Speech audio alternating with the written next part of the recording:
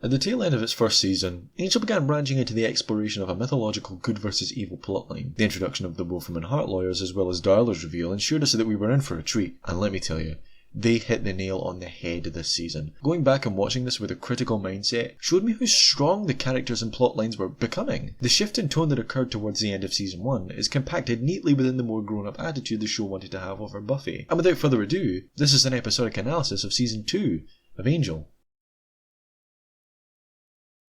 The season opens with a sinister-looking green demon which suddenly bursts into song, conveying to the audience that the show will be keeping that comedic edge it adopted in the later half of the first season. Wesley and Cordelia are more confident, as seen in their introductions, although they both get an urgent message on their beepers from Angel. After they stop the demon sacrifice in a local gym, the team returns to Cordelia's apartment, still the temporary headquarters, and review over their current cases. Cordelia has a vision that's incredibly vague and the team investigates. Meanwhile, at Wolfram and Hart, Lila and the now one-handed Lindsay have a chat with Darla, who's been recovering from her time spent dead over the past few months. Lindsay and Darla look to have bonded a little and the two share a love for classical music. Well, that's their one scene for the episode, hope you enjoyed that. The team find the demon from Cordelia's vision and seek information from a demon named Merle in order to find it. They meet Caritas, a demon karaoke bar which is built as a sanctuary from violence where demons and the like can relax and drink. It's run by the green demon we saw before, who we'll refer to as the host for the majority of this season. He's an empath demon which allows him to see into people's souls and their destinies while they're singing, which explains the karaoke part of the bar. Angel refuses to sing for the host despite the team's pressures. It might help them figure out how to stop the demon and leave. Angel finds the demon and kills it before it can get to a pregnant woman, who then tells Angel that the demon was actually protecting her for something called the Tribunal and that Angel has just doomed her and her unborn child. The team realise that Cordelia's vision was meant to send Angel to help the demon, not kill it. Angel takes on the demon's mission himself and heads out to find Gunn. They find where the demon was hiding and discover a talisman which Angel tells Gunn to give to the team. Gunn meets Cordelia and Wesley for the first time and Gunn is less than impressed by how lame they come off. Angel finds a pregnant woman and they flee to an abandoned hotel which Angel seems to recognise. The woman tells Angel that her child is supposed to be a religious figure for demons which some want to worship and some want to kill. The Tribunal will offer her protection if a champion offers to compete for said protection. Suddenly they're attacked by some assassins and the woman runs off, leaving Angel with only one option in order to find where she's gone. Oh Mandy,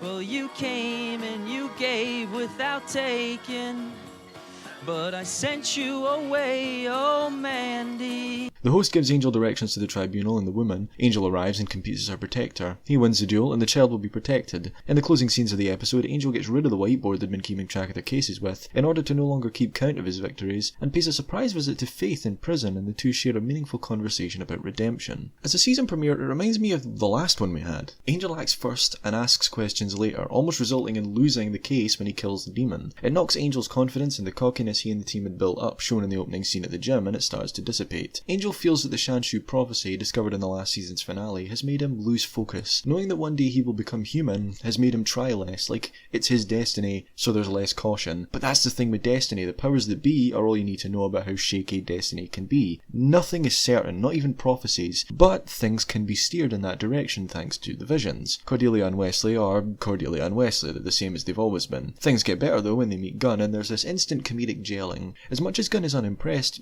he fights demons, as do they, and he feels comfortable around them. Earlier in the episode he tries to talk to a random guy that his crew saves and he's less than successful. Gunn's very much an extroverted introvert, only at ease around people he knows he can relate to. The team show they're willing to get information from some more dodgy sources now though, with Merle's introduction, as well as push the boundaries of their comfort zone when Angel sings for the host. The host is another guide for Angel, filling that Doyle-shaped void from last season. He's a very unique addition to the show and instantly lovable from his campy and comedic demeanour. Faith makes her only appearance this season just to show that Angel is still there for her. We can assume he visits her after this just to check up on her. Faith trusts Angel and stays in prison for him. She can easily escape if she wants, but chooses not to, a sign of a more stable person. The main case is a bit underwhelming in the second half of the episode. Nothing related to this pregnant woman or her child ever comes back into the show, so it conveys to the audience that Angel will keep that standalone aspect when it comes to cases. This episode is a tone setter, not much else.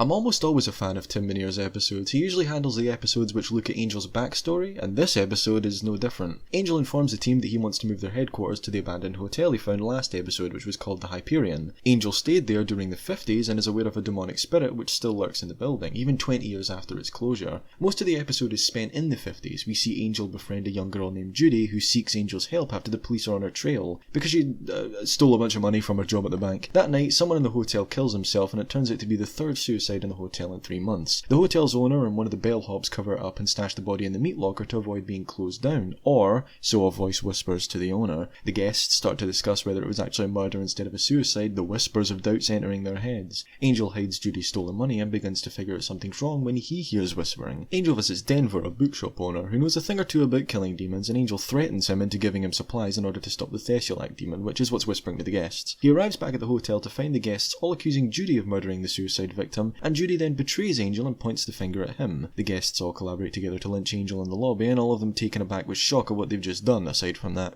creepy bellhop. Angel doesn't breathe, of course, so he escapes the noose and leaves the Thesiolac demon to kill everyone in the hotel after Judy's betrayal. In the present, Angel informs the team about the Thesiolac demon and they travel there and kill him. Angel ends up finding Judy, now an elderly woman, in her old room, and she makes her peace with Angel, as it was obviously the whispers that pushed her to betray him, and she dies. But on a lighter note, the team has a new headquarters. One of the themes of this episode is about looking back at the world's issues and how much they've actually progressed, such as racism, sexism, orientation. We see it through the eyes of a character who we know has no prejudices towards humans of any kind, and I think it's certainly well that the WB were alright showing how casual prejudice could be in the past, because they were notorious censors. We see Angel in between his soul being restored and then his chat with Whistler 100 years later. The episode establishes that Angel didn't actually wander the streets for 100 years. He went places and saved people, but was never as committed. He will eventually fall into a bad spell, which is why we see him so broken in the Becoming flashbacks. He always fought for what he thought was right, but never saw himself as a protector of people. It allows us to see how far Angel has come since then. For example, Angel hears the guy kill himself in the next room, but literally doesn't care enough to do anything about it. He's even reluctant to help Judy, but relates to her because she's a lawbreaker like himself. Both in very different ways, obviously. Her betrayal delays Angel adopting that protector role for a long time. He doesn't like humans. The ending of the episode shows that Thesiolac was actually pretty easy to kill, but Angel just couldn't be bothered to help them, so he fucked off, and that's brilliant. This season is all about telling the viewer that the Angel isn't perfect. He's never has been. He might have his soul back, but he's not a literal angel. His decision to move into the Hyperion is so he can remind himself of the bad he's done in the past and the good he's doing now. Thesiolac is an interesting concept for a Monster of the Week, and Denver shows that the knowledge of vampires and demons within the general public has always been there. What else can I say? What a great episode. Sean Ryan worked solely on this season of Angel, involved in the writing of a whopping 5 episodes. As his first episode, it's okay. Angel begins to dream of Darla in his everyday life, which drives him insane as he searches for a reason why. He's sleeping more and more throughout the day in order to be with Darla. He wakes up in time for David Nabbit to arrive and offers the gang some financial advice about owning the hotel before he leaves and never comes back. Gunn asks the team for some assistance in getting information from a guy named Jamil about a demon named Divac. They end up getting no information as a gang of vampires attack and the team return home. Cordelia gets a vision of Gunn in trouble and she has to go it alone as Angel is busy dreaming about Darla and Wesley isn't answering his phone. She takes Angel's car, but as she's talking with Gunn, it gets stolen and they go searching. They find Desmond at a party, a local who likes to steal vintage cars, but vampires attack and a close friend of Gunn's, Veronica, gets cut by a piece of broken glass and they take her to the hospital. Meanwhile, Wesley wakes Angel and the two find the location of Divac through a vampire still at the party. Gunn and Cordelia also find the location of the car thanks to Desmond, where they discover that Divac is actually Jamil from earlier. The four meet and kill Divac as Cordelia realises that the danger in her vision she saw was Gunn. Her vision was to stop Gunn from turning evil due to the pain of losing his sister. She promises to be by his side to stop that from happening. Angel then returns to the hotel and begins dreaming of Darla again. However, this time it's revealed that she's actually in the room with him as he dreams. This marks the start of Wolfram Hart's plan to bring back Angelus. She's building up his obsession so that the two sleep together, turning Angel against his friends in the process, and that's all that happens in the grand scheme of things here. Gunn and Cordelia's relationship grows as they're definitely an underrated duo together. The scene in the car is one of the best bickerings of the episode. Yes, even better than the pink helmet debate between Angel and Wesley. Well, it's just, you know, the whole visibility issue, not to mention the whole hat thing. I mean, when you really think about it, how come I have to wear the lady's helmet? Gunn makes a reference to his sister when Veronica gets hurt, accidentally calling her by his sister's name.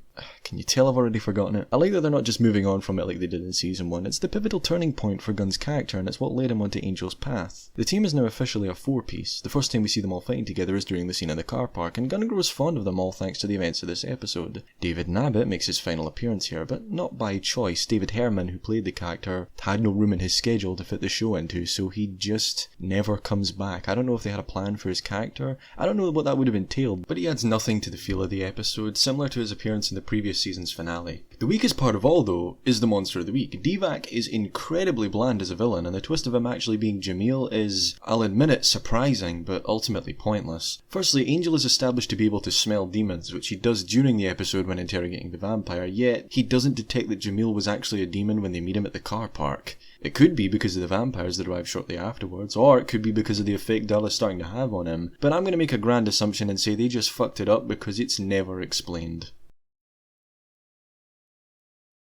Mira Smith actually worked on Angel for its first 4 seasons, although never actually wrote any episodes for season 1, instead working as a script coordinator. Her first actual episode concerns a young telekinetic named Bethany who can't control her powers and accidentally kills 2 people, who, albeit were kinda asking for it, but I digress. Angel finds Bethany after her cordivision and convinces her to stop by the hotel later to talk things out. Bethany's actually living with Lila right now, who's grooming her to become an assassin for Wolfram and Hart. Bethany almost hits Lila with a bedside lamp during the night and she flees to the hotel. Holland Manners is not a happy bunny about this happening, let me tell you that. Angel attempts to help her control her telekinetic abilities, but Wesley crosses a line in order to discover what exactly sets her off. Turns out she was sexually abused by her father. Nice one, Wes. Angel sends Wesley home for the duration of the case, and the next day, Gunn and Angel find evidence at one of the attackers' apartments that they may have been paid to attack Bethany. Wolfram and Hart kidnap Bethany while she's out with Cordelia, but Angel and Gunn are there in a pinch. In return, Wolfram and Hart send her father to the hotel, to which Bethany freaks out and almost kills him, but remembers what Angel had taught her and she decides to save him before he hits the ground. Bethany leaves Lila's place as Angel taunts her about Wolfram and Hart's defeat. Lila remains cool as she knows what's about to come Angel's way. Firstly, Darla is beginning to have an effect on Angel in the real world as he threatens to fire Cordelia in a gentle way at the beginning of the episode. The team shrugs this off, but it's a clear personality change. Angel can't seem to sense Darla's presence in the room when he awakens, which means she's either tricked him somehow by making the dreams incredibly vivid, or Wolfram and Hart has. She mentions the use of Calinthia powder in order to keep him asleep while she messes with him, but nothing about it afterwards. Cordelia convinces Angel to pay Gunn for his services on a case-by-case basis, officially inducting Gunn into Angel investigations. Lila is the main focus of the baddies in this episode, where it's made clear that Holland plays favourites and largely prefers Lindsay over her. She hints at having a difficult time being confident growing up to Bethany, however, it's never expanded upon, and because of the nature of the interaction, could be fake for all we know. I'd like to have seen Bethany return at some point in the series, but the ending they give her is sufficient enough. It's amazing that neither Buffy or Angel had tackled telekinesis before, a fact they make fun of when discussing it in the episode. What do we know about telekinesis? Ah, yes, the power of moving things with one's mind. That's pretty much it. Speaking of Wesley, when he talks down to Bethany to discover her trigger, it shows a rougher side to him, which we've been getting glimpses of since his first appearance on Angel. The cast are all at the top of their game here, probably having something to do with Joss Whedon directing the episode, which is unusual for him to do when he wasn't involved with the writing in any capacity. Overall, I like this episode. The team take out a demon and 2 warring cults thanks to cordivision, and Angel begins to act irrationally, losing his cool easily during the fight. On his walk home, he's convinced that Darla is walking alongside him, but turns out she isn't. He tells the team about this and they understandably think he's insane. And I saw her. I'm not crazy. Where? Right between the clowns and the big talking hot dog. Meanwhile, oh, for fuck's sake. Kate has been transferred due to her sudden fascinations with the supernatural and receives information that Angel has moved into the Hyperion Hotel. Back with the team, Angel loses a paying customer by spoiling their cover during an undercover mission at a restaurant because the nature of the case isn't supernatural in the slightest. Shortly after this, he spots Darla at the restaurant and interrogates her, but as she denies that she has any idea who Angel is or that she is Darla. When she steps out into the sunlight, any chance of this woman being Darla seems to have evaporated, and the team are all worried sick about Angel's sanity. Angel sings at Caritas again, but the host actually refuses to help him, telling Angel that Darla is bad news and to stay away. Angel does nothing of the sort, of course, and spies on Darla and her supposed husband, and it is actually Darla, by the way. Angel breaks in and is set up to take the fall for the murder of Darla's fake husband. The police arrive, led by Kate, but Angel luckily escapes. He hides out at the crime scene and kidnaps Darla, taking her to the underground facility where the opening fight of the episode took place. Angel's pretty much caught on that Darla was the thing brought back in the box at this point, and he tries desperately to bring out the Darla he knows. It works, and Darla tries her hand at turning Angel back to Angelus, but he declines and tells her that no matter how long they spent together as vampires, he never felt happy. She never made him happy. Darla is human, which explains why she could walk into the sunlight earlier on. Her soul is back, and Angel warns her that she will start to feel the weight of her actions she committed in her past life. Meanwhile, Kate arrives at the hotel and the rest of the team manage to use logic to prove Angel's innocence. Angel returns and broods in his room, which he hasn't done in a while actually, turning Cordelia and Wesley away when they check up on him. One thing I didn't bring up, similar to season 1, was the flashbacks. This season is going to begin showing more of what Angel got up to as Angelus in the following years after his soul returned. We see Angelus and Darla spot Drusilla and torment her by killing her family, as was told to us in What's My Line all the way back in season 2 of Buffy. Unlike season 1's flashbacks, this season's fit better as they have more to do with the overall story rather than just being thrown in there as an afterthought. Kate returns for the first time this season, and she'll be in it for a little while longer. She's still gunning for Angel, but is deterred from arresting him by the team. I think Kate, as an enemy to Angel, is much better than when she was a romantic interest. There's a personal hatred that she has for Angel, which, although completely unwarranted and misplaced, is enough for me to be convinced of said hatred. Darla is revealed to be human, but the whole soul thing doesn't seem to be hitting her as hard as it did to Angel. Her motives are still fixed on Angel and committing evil acts. It's all part of Wyndam-Pryce's plan to bring Angelus back, which we still don't know what for. The team are now aware of Darla's return, although that doesn't mean they're still not concerned for what it's doing to Angel. It's clear that whatever Darla's doing hasn't worked yet, but that doesn't mean it's not working in some form.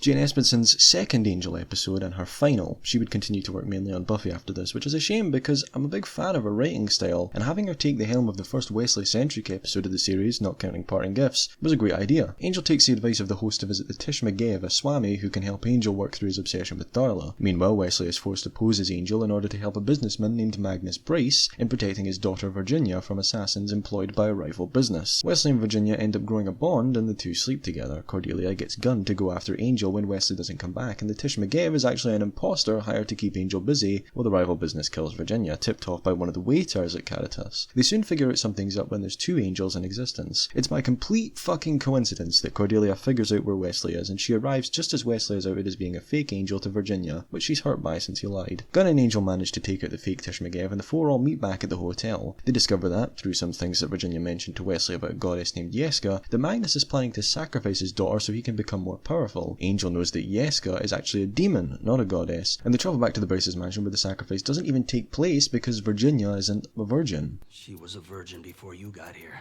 I was not a virgin. What?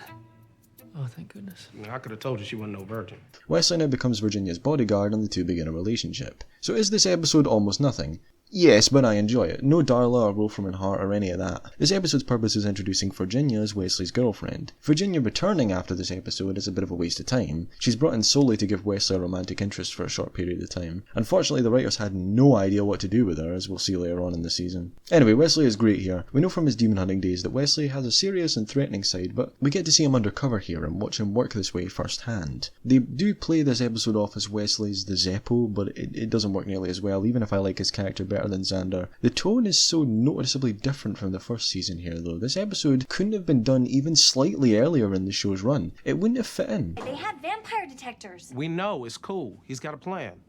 A plan? Yeah, I get to the offices before they stop me. See? What?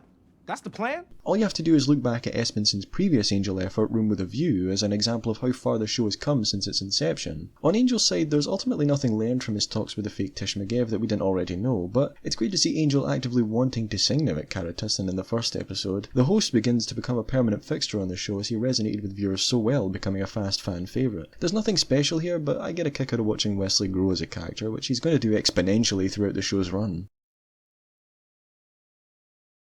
A lot of this episode is flashbacks tied in with the corresponding Buffy episode Fool for Love, which thoroughly explores Angel's experience with coming to terms with his soul, and how Darla reacted and treated Angel afterwards, as well as how Darla was sired. There is a progression of the main plot, which I'll quickly summarise as Darla starting to crack up as her soul takes its toll. She has an odd interaction with Lindsay, who begins to fall for Darla despite her insanity. Darla bites Lindsay, which kind of turns him off, and she calls Angel from his office, which results in Darla having to shoot a security guard to escape. Holland announces to Lindsay that the Darla project is being scrapped because she's grown out of control. Lindsay attempts to call Angel for help, but Angel's already there, and he saves Darla from being killed by Wyndam-Pryce's agents. Lindsay figures out from Holland that there was no intention to scrap the Darla project, instead playing on Lindsay's softer side to get the desired outcome of the project, Darla and Angel together. Meanwhile, at the hotel, Darla begs Angel to turn her into a vampire again so that the pain will stop, but Angel obviously refuses. Darla flees out of anger and tells Angel not to come after her. Flashbacks now, and we first see Darla being sired by the Master on her deathbed. Darla was a prostitute who contracted syphilis, and the Master saw some sort of potential within her, so he sired her. We cut ahead 160 years to when Angelus is first introduced before the Master, and he convinces Darla to leave his side and travel the world with him, wreaking havoc wherever they go. Skipping ahead again another 120 years, we see Drusilla begin her obsession with Spike, which is part of the Buffy crossover. After Angel gets his soul back, he tracks down Darla in China and convinces her that despite his soul, he will continue to wreak havoc with her. Right at this time, Spike kills his first Slayer. Later that year, Darla forces Angel to kill a baby to prove his evilness to her, and he refuses, rescuing it, ending his initial romance with Darla. First off,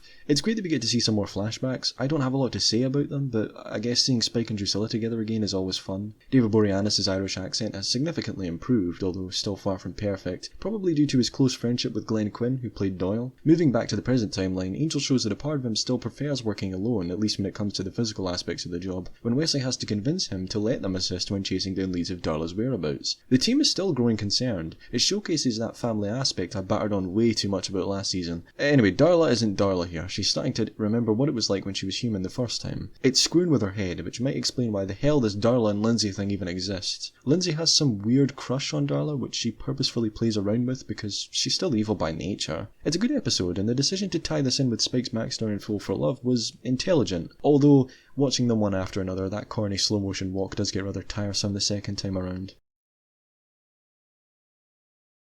Jim Koof only wrote 2 episodes this season, which is an improvement over his 1 contribution at the previous season, although this episode isn't much for doing a lot. This episode breaks the usual format by showing us the aftermath of the climax first, to pull the viewer in before going back and explaining how we got to this point. Angel and Gunn have a falling out when they both disagree on who should go undercover to stop a museum heist, where a sacred shroud, worth a pretty penny, is going to be stolen. They both go undercover separately, and the shroud is revealed to turn people crazy and insane. Wesley and Cordelia attempt to tell the two, but eventually succumb to the effects of the shroud. Kate gets tipped off that Angel's involved with the heist and arrives as Angel, completely delirious, takes a drink out of Kate as her limp body falls to the ground. The heist team all flee with the shroud and Angel manages to set it on fire, destroying it. The police are interrogating Wesley and believing him to be the mastermind behind it all, which was seen at the start of the episode. Kate suddenly shows up perfectly alive and tells him to let Wesley go. Turns out, Angel used the bite as cover to tell her to play dead so she wouldn't actually get killed by one of the members of the heist team. This has always confused the fuck out of me. Angel manages to suppress the effects of the shroud temporarily to tell Kate this. The argument that because he drank someone else's blood reawakened the real Angel, it doesn't work because we see him under the shroud's influence after this, when they're all fighting over it. He manages to wake out of this again in order to burn it, and this inner strength he seems to have is never explained. The one thing this episode actually contributes to the season is reawakening Angel's bloodlust. He hasn't drunk human blood since Buffy's shortly before he left Sunnydale. This throws him through a loop, and you can bet your ass he brooded about it at the end of the episode. Angel was distracting himself from Darla and the events of last episode by taking on the heist job, but instead, it just reminds him of what it was like alongside Darla in those good old 19th century years. As much as Kate is better as an antagonist, she still pales in comparison to the Wolfman Hart gang as well as Darla.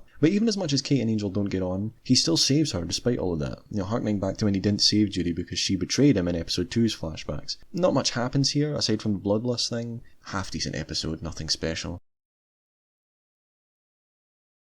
Gunn and Angel manage to track Darla to a local motel where Angel is quick to sense that Darla was there not too long before they arrived. Turns out Lindsay found her first and took her back to his office, where Holland graciously informs her that she's dying of syphilis. The same thing she was dying of before she got sired. Yep, that shit doesn't cure even after death, and Darla will be dead in a few short months. Angel later finds Darla, who we can just assume fled from Wolfman Hart, in a dull bar where she attempts to persuade a vampire into signing her so she can continue to live. Angel is quick to diss the vampire and find out about Darla's condition, sternly storming to surprisingly calm Lindsay's apartment for some proof that Darla is actually dying, which she gets plenty of. Angel figures out from Lindsay's hard work to try and disprove Darla's illness that he's in love with her. Angel takes Darla to Caritas in search of a way to save Darla, and the host points Angel in the direction of the valet, a suspicious and unnerving British guy who is the host of the trials. Trials that if Angel passes will ensure Darla is given a new life. However, if he fails, Darla will die instantly. Angel passes the first and second trials, however, when he gets to the third trial, the valet reveals that Angel must sacrifice himself in order to save Darla. A life must be taken in order for one to be restored. Angel accepts the final trial and is suddenly teleported back to the starting area where the valet tells him that he wasn't actually going to kill him, but instead needed to know if Angel was willing to do so, proving how much Angel wants Darla to live. Unfortunately, it could never be that simple, and as it turns out, since Darla has been revived by Wolfman Hart, that she's already been given that second chance, and the valet is unable to save her. Angel can be described as a little angry at this news, and the two return to Darla's motel room, where the roles end up reversing, and Darla is the one to tell Angel not to sire her. Darla now understands how deeply Angel cares for her and wants her to live, and she finds that a sufficient enough reason to have lived a purpose, accepting her death. Angel vows to stay by her side for all the time she has left.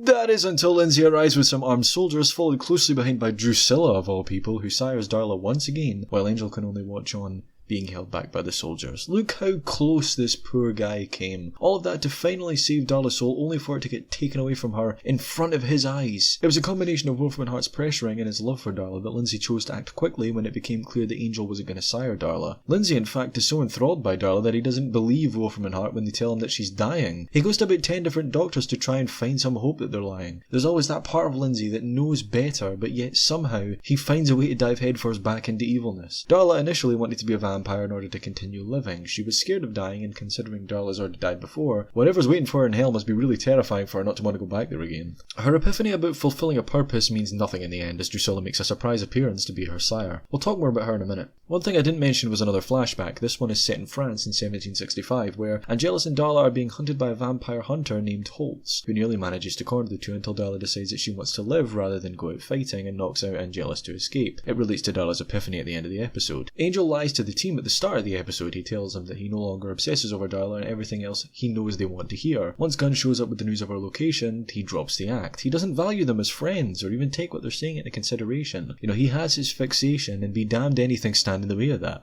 Despite the fact Angel claims to have never loved Darla, spitting that he's incapable of it, he's willing to die for her in the trials. Again, this doesn't mean much since the trials can't help her, but unbeknownst to Angel, that life he's won is still very valid, just not necessarily for Darla or for just now. That, coupled with the Holtz flashback, is very much a wink wink nudge nudge to Season 3's upcoming storylines.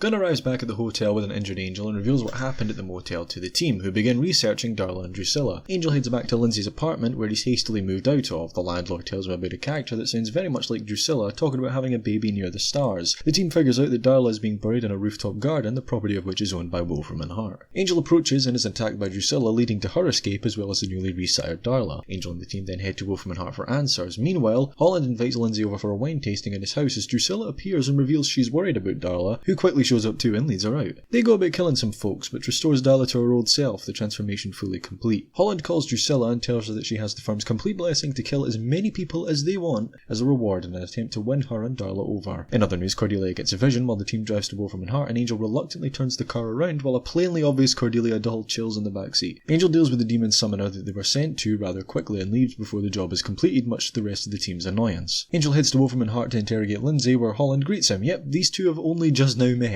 Okay, technically they've been in the same room before, but this is their first interaction. Holland reveals to Angel that the real project isn't actually Darla, it's him, Angel. He then has him arrested where Kate is sat next to him. Surprisingly, she lets Angel go as she knows that he's the only one who has a chance at stopping Darla. She's also probably less harsh on him now that he saved her back in the Shroud of Rahmon. During the wine tasting party at Holland's house, Darla and Drusilla show up and inform them that they plan on killing them all as part of their impromptu massacre. Darla smells fear on every single person in the room, aside from Lindsay. He can't really explain why, although Holland will try to explain that they're an ally to the vampires. He lets out a sigh of relief when Angel shows up, believing that he will save them since they're humans. People are going to die. And yet somehow, I just can't seem to care. Oh shit! Angel locks Darla and Drew in with the lawyers as Holland gets killed. The other team members are understandably appalled at Angel's behaviour when he recounts it to them, and in response, You're all fired.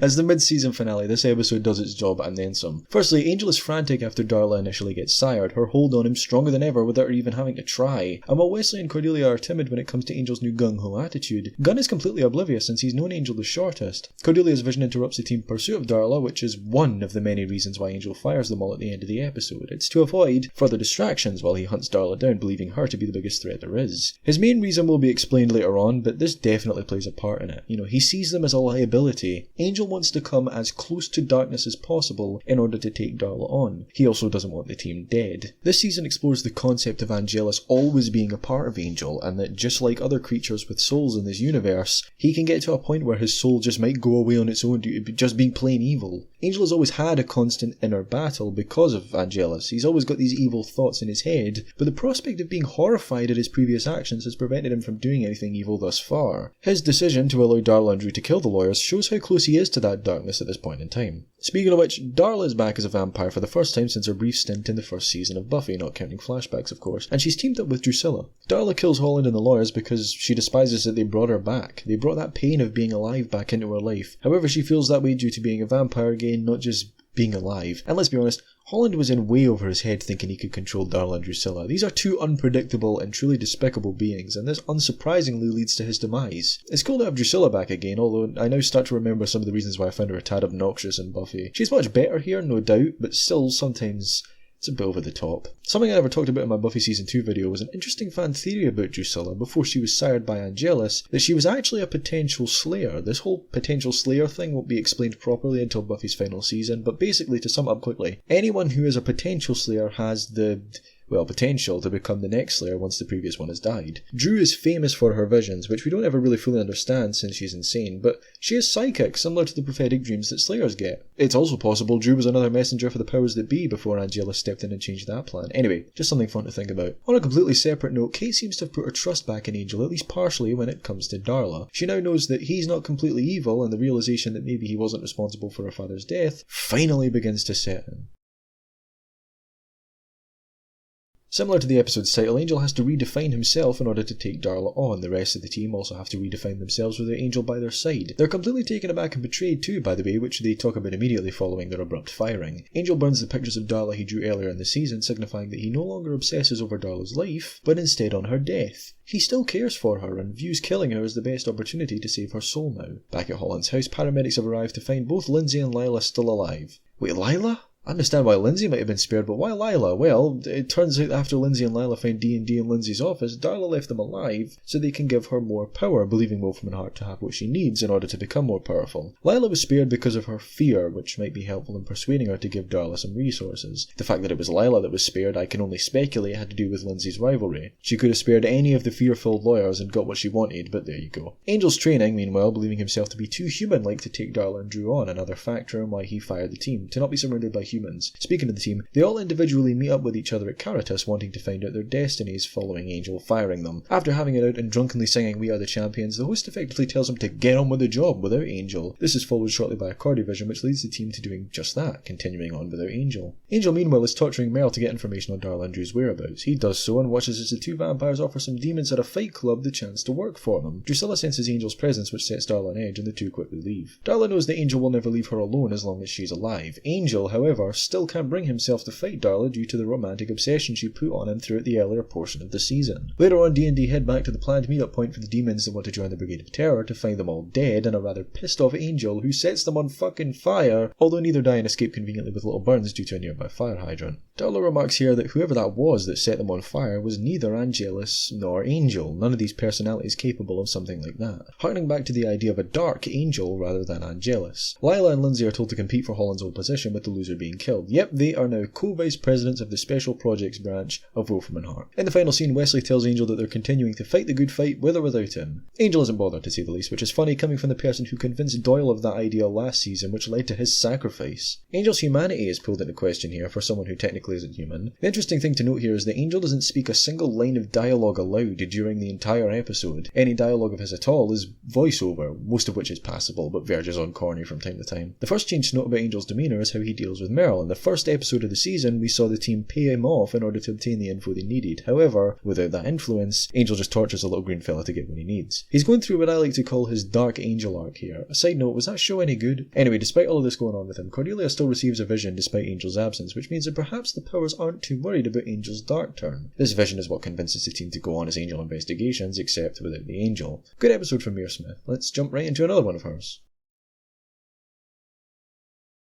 Angel stalks Anne, who returns from the eponymous Season 3 Buffy episode, who now runs a teen shelter funded by Wolfram and Hart and a campaign led by Lindsay. He gets more information from Merle confirming his suspicions, and he begins to make contact with her. She welcomes Angel and tells him about an upcoming charity event to raise more money for the shelter, organised of course by Wolfram and Hart. Merle meanwhile is visited again, this time by a blue demon named Boone, who's looking for Angel's location. Angel scares Lila, who complains of her worries to Lindsay, as they are paid a visit by Boone too, who agrees to work with them in order to get to Angel so that he can fight him to the death, simply because he wants to know who will win. Angel tells Anne about Wolfram and Hart and how they're most likely stealing most of the money they raise at the charity event for themselves, giving her about 5% if she's lucky. Lindsay and Boone quickly arrive, and Lindsay attempts to tell Anne that Angel is lying about having proof. He says you're planning to steal most of the money from the fundraiser.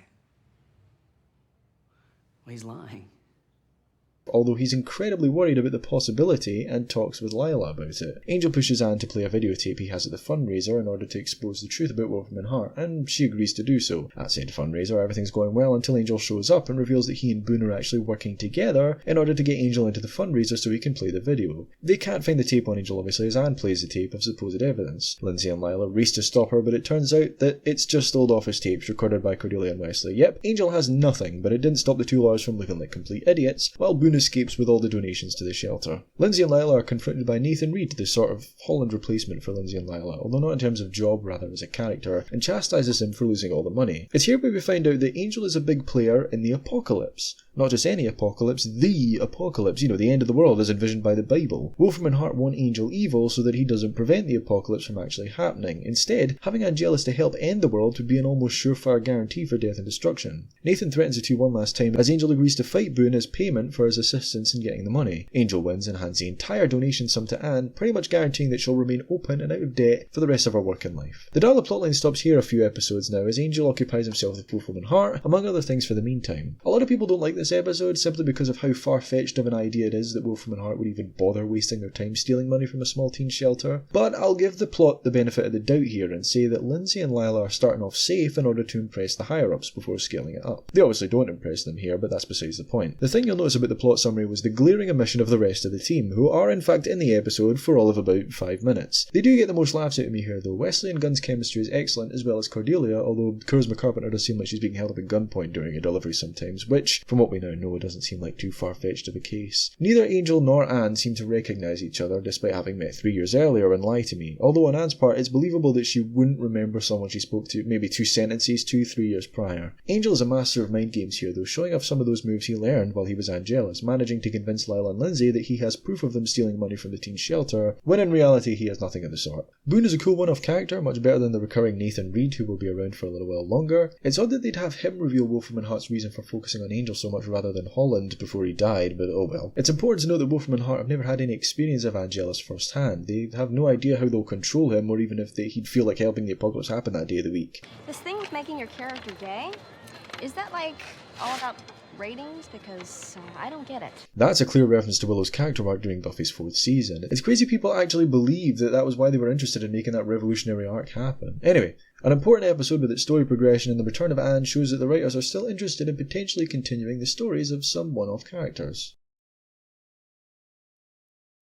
This episode mainly centres around Angel and the host, who asks Angel for his help in preventing his physicist named Jean from stopping time to prevent his girlfriend from leaving him. These lubber demons are what's behind the whole thing, helping Jean figure out the correct formula and make the intended outcome of the plan go wrong so that they can stop time forever, simply because they want to end human life. In other news, Angel Investigations minus the Angel move into their new offices and realise that they have a massive shortage of clients compared to before. Virginia actually steps in and begins offering them wealthy clients, getting them off the ground. Angel works out a lot of his issues while talking with the host, and the two stop the lubber demons. This episode mainly leans on the dynamic between Angel and the host, which is excellent. These two are polar opposites at this point in the story, and watching Angel get frustrated by how cheery the host is so funny to me. He helps Angel realise that he was hard on the team by firing them, although Angel still doesn't actually regret doing it.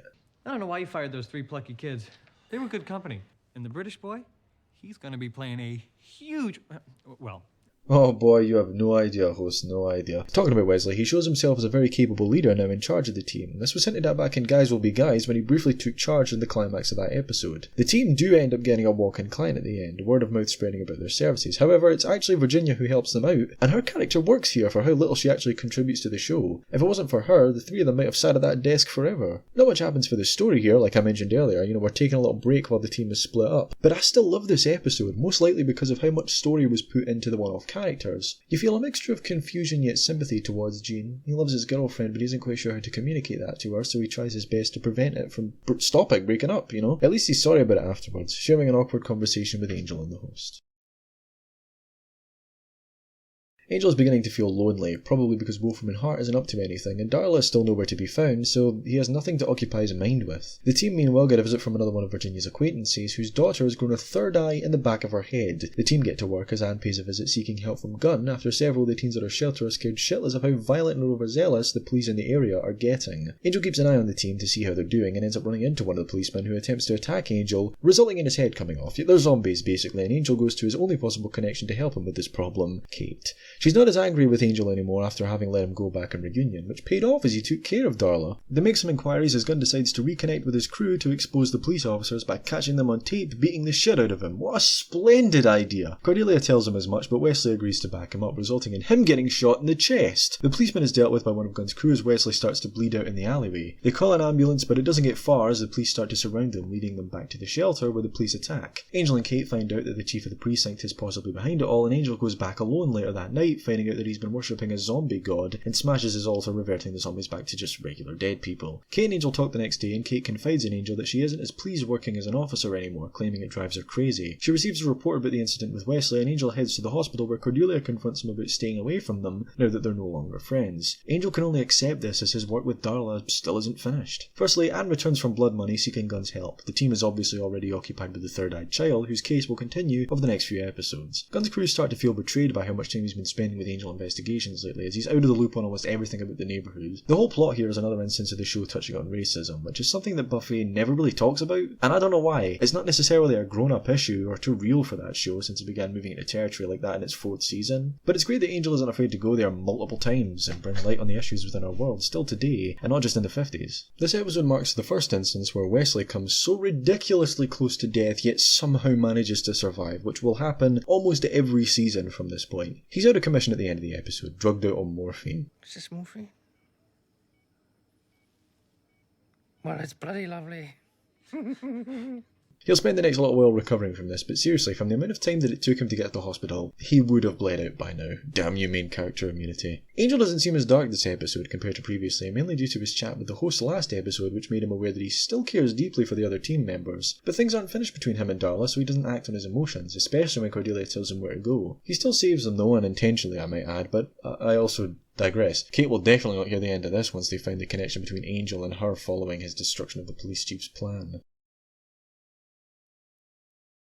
Tim Minear returns with a thrilling 2-part story here, starting at Angel Investigations, where the team has finally removed that third eye from the client's daughter. She then refuses to pay them for their services, claiming that they were running some sort of scam, which is bullshit because she came to them, but Wesley tells the other team members to let them go, since they clearly can't deal with the reality of the situation. Meanwhile at Wolfram and Hart, Lindsay and Lila discuss the upcoming 75-year review, which happens, you guessed it, every 75 years. This basically means anything that isn't up to stuff to the senior partner's expectations will get reshuffled, resulting in deaths. Lila is stressed about making everything better with the Darla situation, although Lindsay couldn't care less. That's probably because he's harbouring Darla at his apartment. Apparently he found her in the sewers off screen since we last saw him, and Darla is still recovering from the burns she received, Christ, must be 5 episodes ago now. Angel feels more and more lonely by recent events and visits Kate for some information. However, she's stuck on desk duty after getting suspended once the police chief claimed she had something to do with Angel and letting him go back in Reunion. She's also sussed out that Angel let Darla and Drew kill the lawyers and vows not to assist Angel again. So he visits the host instead, who's been reading the many W&H lawyers coming in for guidance for the upcoming review. He spills Angel a shred of information he really shouldn't about the band of blackmail, which Angel begins researching about. Although the rest of his team took the books he needs, so he strolls in and steals a book, which angers Cordelia and Wesley, who rips his stitches as a result of this visit. Kate gets fired from the force, who claim she's become too unstable after her father's death to continue on successfully within the LAPD. Angel seeks help from Denver, who he last visited 50 years earlier and are you now, and he instantly offers his services and knowledge to Angel. He informs him about the band of blackmail and how it will grant him access to wherever the senior partners may reside, most likely a hell of some sorts, and he needs a magic glove to use it, which Denver luckily has. Suddenly Darla, as she stabs Denver and Angel, stealing the glove in the process. Back at Wesley's place, Virginia breaks up with the wheelchair-bound Watcher, claiming that the work he does is too dangerous of a lifestyle for her, following his close call after the gunshot wound. He then calls Cordelia, and the two share a depressing conversation where Cordelia basically tells Wesley she has nothing outside of the work. No friends, no connection with her family, having given it all up to help Angel in his quest for Shanshu, preventing apocalypses and whatnot. She gets another call from the mother of the three-eyed daughter, who tells her to come visit her for proper payment for their services. This is a trap, as the family is revealed to the viewer to be dead, with the demons responsible for the third eye waiting for revenge. Angel visits Wolfram and Hart and steals the glove from a disguised Darla as the senior partners arrive at the summit, materialising as an earthly demon. Angel tackles it out of a window, well, it's been a while since he's jumped out of one of them, and summons the potential portal through its ring, which unveils an elevator where Holland Manners appears. Angel rides down the lift with him as Holland reveals his contract with Wolfram and Hart lasts long after his death, so he exists now solely to serve them for as long as they see necessary. He talks with Angel about Wolfram and Hart's end goal, goal, which isn't actually to win any form of battle. In fact, they don't see any form of war between them and Angel, rather that one day Angel will not exist and nothing will stop apocalypses from happening. The world will end one day and they want to wait patiently until that happens. Turning Angel dark was just Holland's idea of making it happen sooner, since he's a player in it all and whatever side he's on matters. It may have also been a senior partner's idea, but we'll get to that. The elevator then stops to reveal that the hell where the home office of the senior partners resides is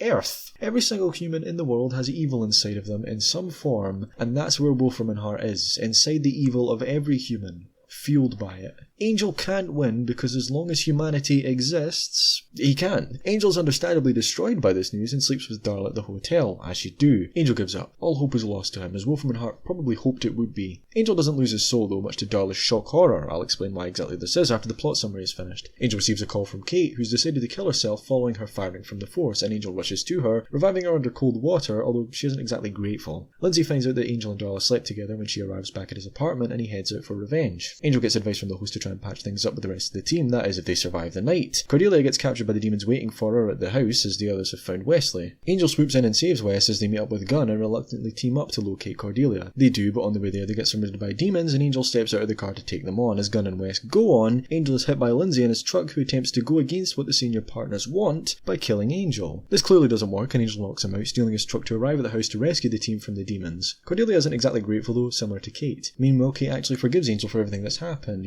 blaming him for her father's death, etc, etc. Angel admits he's had an epiphany after sleeping with Darla, and Kate firmly believes him and that he's fighting for a higher power, considering he entered her apartment despite not being invited in. Lindsay returns home to find Darla's robbed him and skedaddled, scared by how committed he was for her, although there might be another factor into play as to why she feels that way despite being a vampire, which we'll find out about next season. Angel returns to the team and offers to work for them, earning their trust back in the process. They agree, and Christ, that was a lot of plot. Let's start with Angel's epiphany and why sleeping with Darla never turned him into Angelus. Now, I believe I've hinted at it before, but this idea of Angel losing his soul due to sex is, I don't want to say retconned, but more expanded upon. Angel lost his soul originally not because of sex, but because of Buffy. He lost his soul lying next to Buffy afterwards. It was the comfort of lying next to her after making love that made him lose his soul. That brought him true happiness, not just the sex part. Since Darla never made him happy, which was established back in Dear Boy, Darla sleeping with Angel didn't revert him back to Angelus. It's very much social commentary on society's confusion between sex and love, or you could just take it at face value about vampires having the funny sex.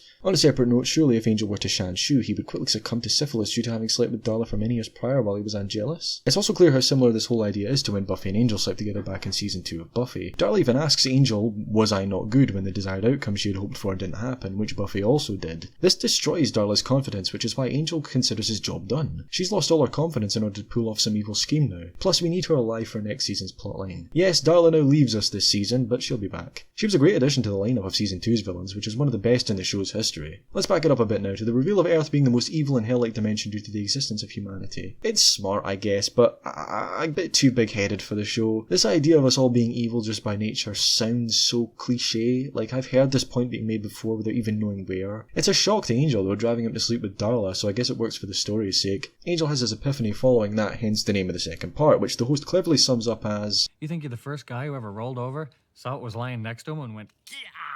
The host has built up a soft spot for Angel, shown by when he reveals some private info to him about the senior partners when he asks. It's another helpful ally for Angel to have, although he has to remind Angel that he's not a messenger for the powers like Cordelia. He just helps him towards his destiny, whatever that may be. Angel rejoins Angel Investigations, no longer the head, that's Wesley's job now, but he's going to have to rebuild these friendships up again over the next few episodes. Kate makes her final appearance in the show here too, but like I hinted at in the last video, not intentionally. Kate Lockley was meant to stick around in some form or other, but due to Elizabeth Rom accepting a role on Law & Order, which she starred in until Angel was cancelled in 2004, she had no time in her schedule to dedicate to Angel. They always tried to get her when she was available, but it never worked out. This is a fine exit for her character. I don't really have an issue with it. She forgives Angel and the two make their peace after all the fighting they did over the past season and a half. She returns in the comics briefly like many other characters do, but after all is said and done, I'm almost hating on her character. Lindsay starts to show signs of disagreeing with Wolfram and Hart's policies, firstly when he doesn't care about the outcome of the review, which could lead to his death, and finally when he attempts to kill Angel. I'm sure Darla robbing him of all his belongings at the end of the episode was salt in the wound too. Betrayal, it's sort of a theme this season if you haven't noticed, like it will be next season too. Virginia's gone as well, but we aren't missing much there, that was never going to be a permanent thing. Angel is now back, over his dark phase, and his dorkiness when interacting with the team following his epiphany is definitely the funniest part of these two episodes.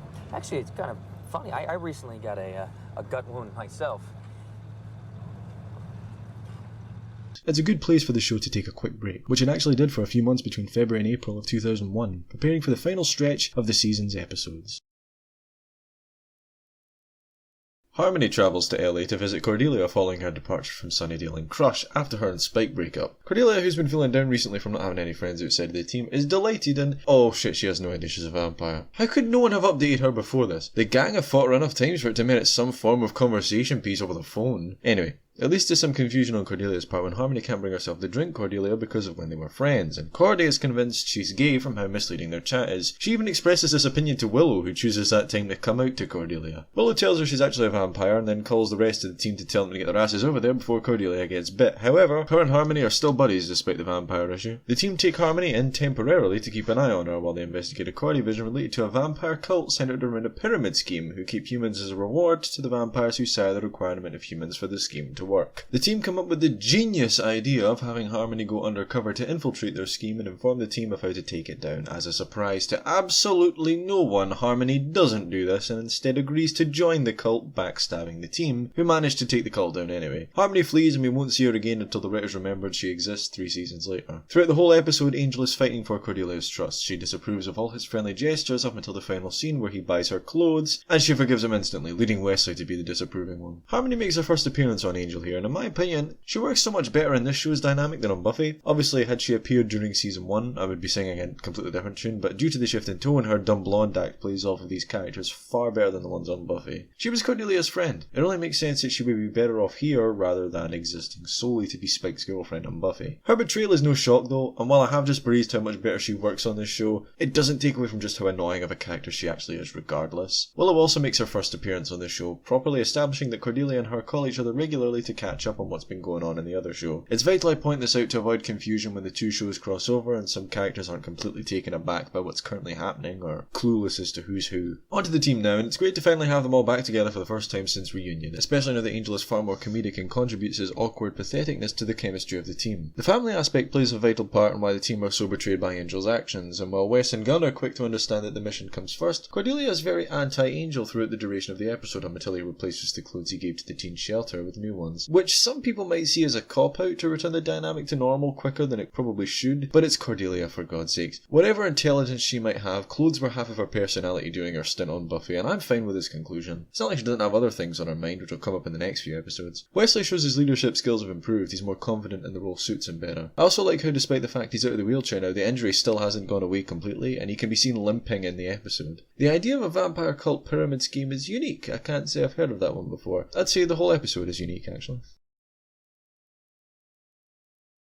Cordelia gets a disturbing vision of a man stabbing himself in the eye, which completely freaks her out as the visions begin to take a toll on her mental health. They find out that the man actually had a new eye put in recently, magically. Meanwhile, Lindsay gets given a new hand by Nathan, showing that they probably prefer him to do the job rather than Lila. Oh, that reminds me, it's the final week before the board makes a decision on who will take over permanently as head of special projects. Lindsay is delighted because he knows he's got this in the bag until his hand starts acting up and he takes his mind off of it by performing at Caritas. The team, having reached a dead end in their investigation, head there too for guidance, where the host tells them all that Angel and Lindsay have to work together in order to solve this one. They are both incredibly hostile towards each other and Lindsay refuses, storming out. The team logically conclude that there's a link between the man in Cordelia's vision's new eye and Lindsay's new hand. And Angel hires a private detective to do some digging now that Kate's no longer around, leading him to a parole officer where Lindsay has already arrived and the two reluctantly team up to uncover a whole host of people being cryogenically kept alive for body parts to be used in the clinic in a secret underground lab. Lindsay and Angel set fire to the lab as Lindsay chooses to retire from Wolfram Heart permanently during one of my favourite scenes in the whole season. Lyle is promoted as head of special projects and Lindsay departs, him and Angel calling a truce of sorts as long as Lindsay doesn't ever return to LA. I love this episode and I've always cited it as one of my favourites. Firstly, Cordelia is the main focus of the team for a large portion of the episode as she shows signs of bursting at the seams mentally as the visions seem to be getting worse, leading her to tears at one point. They discuss a new ability that the show has never brought up before about Cordelia being able to loop back into her visions once she's had them. This was never talked about, not even when Doyle had the visions, yet all the characters seem to be aware of this. Side note, I always preferred Glenn Quinn's performance of the visions rather than Charisma Carpenter's, Quinn would instantly jerk around and grab at his head violently as a reaction, almost as if he was having a sudden intense migraine. Carpenter just gasps and collapses, faintly holding her temple as a sign of residual pain. Not saying it affects the story much, but I've had a gun to my head. Lindsay departs the show here, his character arc wrapped up. I assume that the choice to end his character's story here for the better part of 2.5 seasons was a creative choice, although the logical step was that he would join Angel Investigations, considering he actually has some form of humanity within him compared to any other W&H lawyers we've seen. Christian Kane has a superb performance here, both dramatically and comedically. His on-screen presence in the final boardroom scene is tremendous. I can't tell how much of it was actually scripted, or if he just improvised the constant rustling of the lawyer's hair. On a separate note, Nathan Reed doesn't return after this, his job at choosing a replacement for Holland complete. Anyway, Lindsay teams up with Angel again here, and their chemistry is severely underrated. You can tell that if circumstances were different, these two characters would be great friends. His performance in Caritas is brilliant too. Is there nothing this man can't do? The song he performs was written by himself and David Greenwald, foreshadowing is prevalent in its lyrics for upcoming story arcs, especially these lines. What is that, rock, country, ballad? Pick a style, pal. Shh. Angel cakes. Make me ask you to leave. We will see Lindsay return one day, but not for a long while. This show is always changing. For example, how about a 4-part storyline to round us out? Yeah, these final 4 episodes are more like a 2.5 hour long Angel movie, rather than 4 separate stories, making up what's known as the Pylea arc. I would look at them as one story, although I feel like that would defeat the purpose of this being called episodic analysis, if I'm just ignoring the episodic format that it's presented in. The first part concerns a disturbance at Caritas, where a Drocken demon has come through a mystical portal, and the host claims it's from his dimension. Yep, the host doesn't come from our dimension, instead Pylea, that he describes as a hell dimension where music doesn't exist, and humans are treated like cows. Cordelia gets a vision about a girl named Winifred who was sucked through a similar portal leading to Pylea 5 years prior after reading from a book at the library, right around the same time that the host came through to our dimension, Earth. Upon investigating, the team runs into one of the host's relatives named Landog, who helps Angel Investigations hunt down the Drocken and kill it. At the end of the episode, they help him travel back to Pylea, only to find out that Cordelia was sucked into the portal while they weren't looking, leaving her completely stranded in another world. And you're probably wondering where Gunn is in that last scene. Well, the 2 members of his crew we saw back in the Thin Dead Line decide to hunt down some vampires before Gunn can come to assist, and one of them gets killed. Gunn is stricken with guilt at this, since he expressed that he was spending more and more time with Angel Investigations rather than with his old crew. This episode is all about closing out the characters' other commitments to make them part of Angel Investigations full time. Cordelia takes an acting job for a commercial that has her being ridiculed right in front of Angel, who seems passionate about her being treated disrespectfully. He defends her in front of the other team members, which leads them to discussing the bikini she was wearing. He's also got her wearing this flimsy swimsuit that covers, like, nothing. Appalling. Disgusting. Right. That's another upcoming storyline there, which I never noticed that they hinted at so early before. Similarly, Wesley calls his father, who we've had hints about, and the strained relationship the two have. His father is disappointed in him, mostly because of Wesley's failed career as a watcher, and Wesley feels like he has to prove himself. After this conversation, he gives Gunn the lowdown on the demon they're hunting in extreme detail. Wesley has always had the knowledge, even when he was Buffy and Fate's watcher, he just didn't have the first-hand experience that he now has. And we learn more about the host here, and that he actually prefers to be called Lorne, but usually doesn't because of the connection to Lorne Green. Right. Lorne Green. Bonanza? 15 years on the air not mean anything to anybody here? I'll just call him Lorne from now on, since that's what he tends to go by following this. Lorne comes from a different dimension that the show will explore in detail over the next 3 episodes, so we'll talk more about Pylea in just a minute. Lastly, Fred makes her first appearance, a familiar face to anyone who's seen Angel all the way through prior to this. Again, we don't really see her properly here, since we only get glimpses of her in Cordelia's vision, so we'll talk more about her in a minute. A good opener for this arc. Moving on. Cordelia is discovered by the inhabitants of Pylea, and in this dimension humans are known as cows, which are treated like slaves to the other races. She gets sold as a cow and ends up right next to Fred working in stables, who has gone completely mad following her 5-year-long stint in Pylea. Cordelia gets taken by her owner to get some things in the market, where she has a vision leading a cult of cloaked demons to come to the consensus, after torturing her for several tests, that she's cursed with the sight. Meanwhile, back in the other dimension, the team attempts to find a way to travel through the portal to save Cordelia. None of them really sure how they'll get back, but that's not what matters. Cordelia matters. Well, to everyone except Gunn, who decides after having to cremate his old crewmate that he doesn't want any more distractions and leaves Angel Investigations. While Lorne visits an old friend of his who is apparently a psychic in order to get the best place to open the portal, Angel and Wes get a visit from Gavin Park, another lawyer from Wolfram and Hart, who tells them that once their lease has expired, that Wolfram and Hart plan on purchasing the hotel. Angel tells him where to go and leaves a message for Gunn on his answering machine, you know, where they'll be, where they're going, etc., in case they can't make it back. The team travel to the spot in Angel's car, and Gunn actually meets up with them there, telling them that he wants to be by their side in the end, officially ending his old old connections after Angel left the ominous message on its answering machine. They open the portal, travel through into Pylea with the book being left behind, where Angel discovers that the sunlight doesn't harm him here due to it being an alternate dimension, but the rules are different. I'm not on fire. And we're together. And we didn't merge into a freakish four-man Siamese twin. That was a risk. How come nobody told me that was a risk? They have an argument over where the book's gone until Wesley comes up with a theory that since it only opens a portal to this dimension rather than from it, that it has no reason to exist in Pylea, so it doesn't.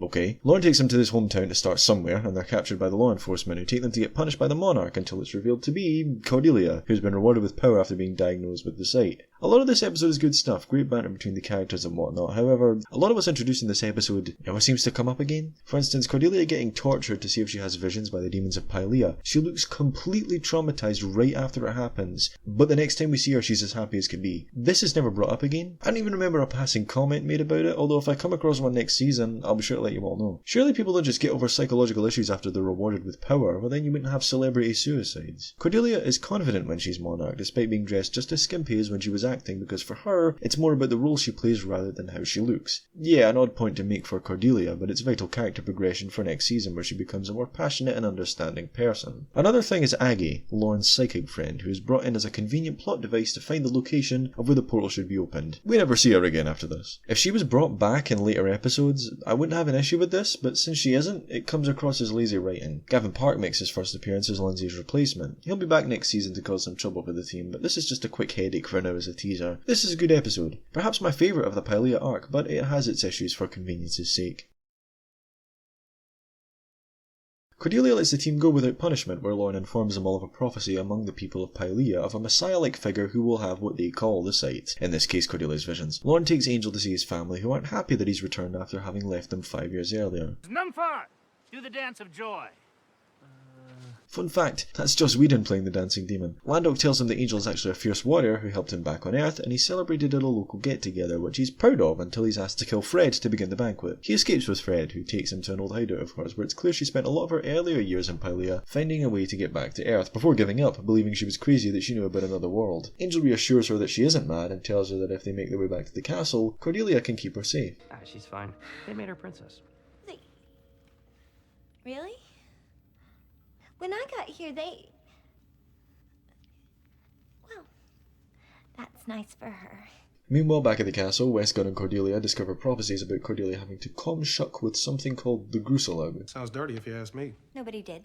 They then discover that on the cover of the 3 connected volumes they're reading from are a wolf, a ram, and a heart. Oh dear. They try to escape, but Cordelia gets caught before she can catch up with Wes and Gunn, being informed that the Gruselug has arrived. He's just a regular guy, who Cordelia falls for instantly. Fred and Angel run into some of the castle's guards. Angel attempts to vamp out, but he ends up becoming something 10 times as evil in this dimension, running off after massacring the guards. He runs into Wes and Gunn, who are just wandering around lost, and attacks them. They recognise Angel from his clothes and the tattoo, but can't do much to fend him off. That is until Fred rescues him by providing a distraction, where Angel follows her back to her cave. Upon seeing his reflection, he reverts back to normal, huddling in fear after succumbing to such powerful darkness. Gunn and Wesley get captured by rebels and prepare to be executed. The Gruselug and Cordelia get chatting, and she shrugs off Lorne when he gets brought in for punishment once again. Unhappy with her monarchy, the cloaked demons have Lorne beheaded and his head delivered on a silver platter. The main thing this episode establishes is Wolfram and Hart's existence in Lorne's dimension, revealing them to be a cross-dimensional evil force that takes form in whichever way is convenient enough for them. These cloaked demons are worshippers of Wolfram and Hart, similar to the lawyers back on Earth. They want Cordelia to be killed, so the Angel no longer has his tie to the powers, which will happen after the mating ritual according to the cloaked demons. The senior partners are the opposing force basically. They want evil to win, whereas the powers want good to win. Because Angel is the powers champion, this explains why he is prophesied to be an important player in the apocalypse. Exploring other dimensions was such an intelligent move for the show and was the only thing they could do up to up the stakes for the season's storyline following its conclusion after Epiphany. The team is split into duos for the majority of this episode, all crossing over in some way throughout the runtime. Angel and Fred meet for the first time, with the roles reversing. Angel arrives in Pylea to help Fred, however in the end, she ends up helping him when he has to recover from his dark turn. This is what convinces Angel later in the series to allow Fred to join the team. She has a caring quality about her that no other people he's been sent to rescue have shown Angel since he started atoning. Wesley and Gunn get lost until they're captured, with the two's witty back and forths ever present. The Gruselug makes his first appearance, causing Cordelia to fall in love with him at first sight. Gru is a warrior who has overcome any battle he has fought, undefeated. However, since he's a cow, he isn't given any respect, instead forced into being a mate in some ritual. He knows he'd rather be doing something else. Lauren Lauren's severed head is a great cliffhanger that's so sudden and shocking to first-time viewers. Andy Hallett is superb in this entire arc, despite not actually being an actor before his role on Angel. He's better than George Lazenby in that regard, although different periods of visual media, I know. He drops the only S-bomb in this show, in fact, in either show, as he's getting captured by the guards. Lauren isn't actually dead, as his kind can survive decapitation until their body is mutilated, so Cordelia sets out to find it before that happens. Gru actually helps by having already saved Lauren's body, giving it to his family until they can meet up with them. Wesley and Gunn manage to help the rebels fend off some guards, resulting in Wesley being put in charge of their attack on the castle. Why do people keep putting me in charge of things? I have no idea. Angel and Fred finally set out back to the castle once he's fully recovered, and they run into Wes and Gunn. Landock arrives with Lauren's head, and the shock they experience when he starts talking is one of the best moments of the episode. It was. Yeah. That's it? Wesley's plan involves Angel challenging the Gruselug to a duel, which he can't refuse, as are the laws of the dimension, and kill him, which he'll probably have to vamp out to do. Knowing what happens to him in this dimension when he vamps out, Angel is timid too, but Wesley convinces him that he'll change back. You really think he'll come back? I need him to think it. Cordelia gets a vision of Gru's fight with the Demon Angel and tries to stop it from happening, although is unable to do as the duel soon commences. Wesley, Gunn and the rebels start taking over the castle while everyone is distracted. They save Cordelia and kill the head cloak demon, freeing the slaves, as Angel attempts to not transform, determined to not become the beast within. He ends up transforming though, since he's losing terribly, but manages to change back, showing how pure he really is inside following his epiphany, and Cordelia soon explains to the two that they're on the same side. The next day, Lauren gets his head reattached and parts with his family. Wes, Gunn and Fred figure out how to summon a portal in this dimension after researching through the castle's library, and Cordelia puts the Gruselug in charge of this new world, no longer ruled by Wolfram and Hart. They travel back and are all laughing about their adventure as they return to the hotel, where Willow sits, waiting to inform Angel about Buffy's death at the end of The Gift. And that's where our season ends, on both a triumphant note and a sour note. Angel saves the human race from Wolfram and Hart in another dimension, which boosts his motivation to do the same in his own world after the destroying reveal back in Reprise. He overcomes pure darkness a second time when he duels with Gru, showing how much that epiphany has affected him, and how emotionally strong he really is. Fred makes her mark in the team here, helping them figure out how to travel back to their dimension, as well as coming down from her insanity that she's fallen back on in her 5-year spell. She won't fully recover immediately though, that'll be touched on in the first stretch of the following season's episodes, but she's returning to normality. Wesley gets put in charge of the Resistance's attack on the castle, similar to when he was put in charge of Angel investigations earlier in the season. He even tries to pass control of the assault to Angel, but he declines, believing Wesley to be the right man for the job. Wes knows that a lot of members of the Resistance will die in the battle, which is something that Gunn doesn't want to let happen, but Wesley knows the risks and that they have to take them in order to overcome the evil. There's an interesting parallel to Giles here, who does something similar in Buffy's finale for this season too, smothering an innocent Ben in order to kill the evil Glory, which is something none of the rest of the gang are capable of doing. For two people who were so polar opposite only 2 seasons ago are now drawing parallels. I made a point that Wesley was sort of the anti-Giles, but now it seems he's becoming more and more like him every episode. Lauren returns to Earth with the team, figuring out that he still doesn't belong in his own dimension, but rather prefers it on Earth. Gunn similarly knows that Angel Investigations is where he now belongs, and that if he were to return to his old crew, would probably be less effective now that he's spent so much time away. Cordelia is told by Gru that, as a human, she's not meant to carry the burden of the visions. In fact, she's not supposed to have them, and that it will slowly wear her down, which we saw during Dead End when she was in tears because of how bad the visions were getting. Doyle wasn't affected because he was half demon, so he could handle it without breaking down in tears. This storyline will continue in the next season also. And with all of that out of the way, I have no doubt in my mind that this is one of the greatest arcs of American television I've ever seen. It kept me thoroughly entertained despite the fact I've seen it multiple times already throughout its entire 2.5 hour runtime, and is the highlight of the season.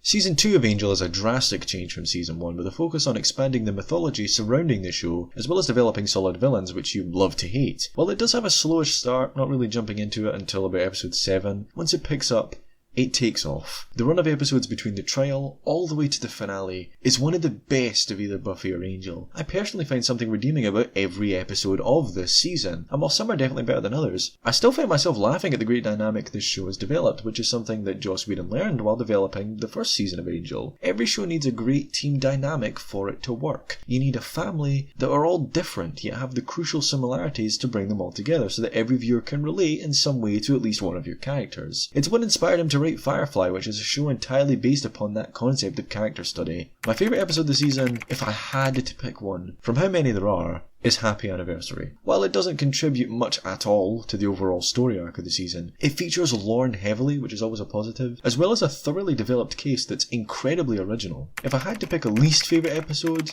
I'd have to pick the Shroud of Rahmon. It sticks out like a sore thumb with its Ocean's 11-like plotline and how it focuses a lot on the Kate-Angel dynamic, which I've expressed enough that I'm not a huge fan of. That being said, it's not a bad episode, and that's the thing I want to stress here. For the first time, not a single episode of a complete season of either Buffy or Angel has had what I consider a bad episode. Season 5 of Buffy, despite being perhaps the strongest season of that show, has its bad episode. I love the season, and after watching it through again, I might say it's my favourite season of Angel. I always said season 3 is my favourite Angel season, followed closely by season 5, but season 2, after critically analysing it, is a hair away from being a masterpiece. It runs better on its own rather than alongside Buffy, but I still stand by my point in the previous video that for a first-time viewer who wants to absorb themselves in this universe, to watch them at the same time. Although I do think that the Pylea arc should be watched as one big movie though. It is spectacular. And the reason I didn't include it as one of my favourite episodes was because none of them work without the others. I'm incredibly excited to jump into season 3 and see if I'll enjoy it as much as when I'm not a casual viewer. With that, I'll see you all in the next video.